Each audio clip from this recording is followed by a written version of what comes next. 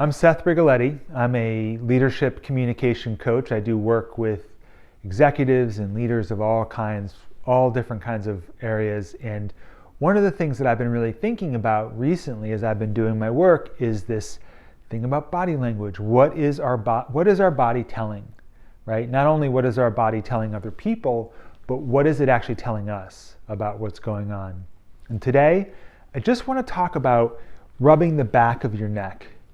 I don't know if you've noticed this, but we do this a lot of times, right? Like, when we're thinking, or when we're talking to someone, or when we're listening to someone talk, we'll rub the back of our neck. And I don't know if you can see it, but as I'm rubbing the back of my neck, what does it look like to you? What do you think of? What do you feel?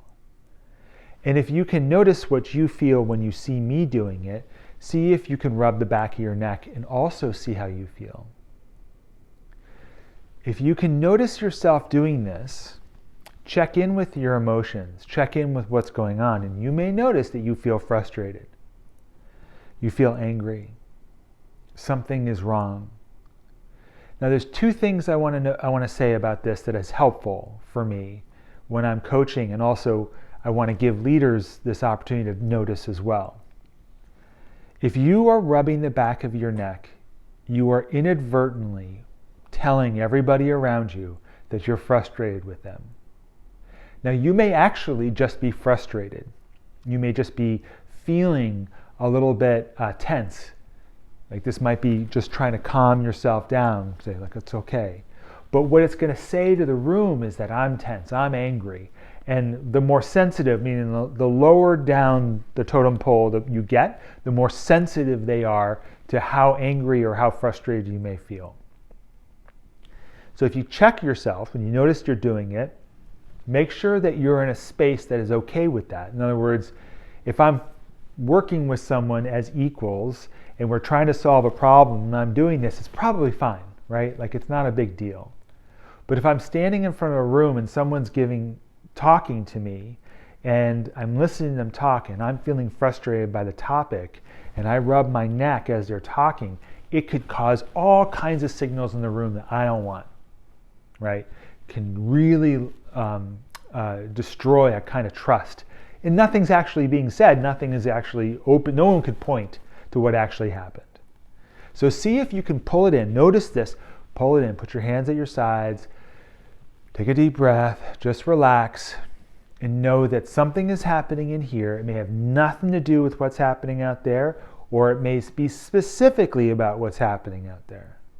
If it's nothing to do, put it away, right? Put it on the shelf. It's not going to be helpful today. If it has to do with what's happening out there, see if you can verbalize it. See if you can identify it and bring attention to it. Again, these little body language things, these little tics, they tell us things. And I don't want you to think that you've got to fix them, right? It's not about don't do this. It's about be aware, right? Be aware that you are doing it.